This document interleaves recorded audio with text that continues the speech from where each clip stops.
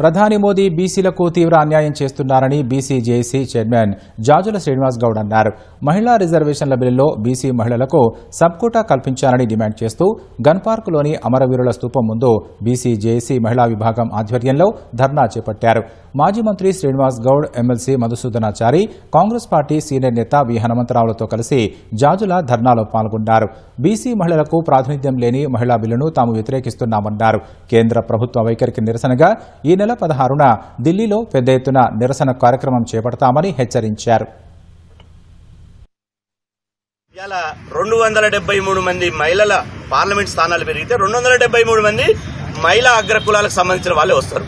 అంటే 80 ఏళ్ల వరకు ఈ దొరలు పటేళ్లు పరిపాలించారు.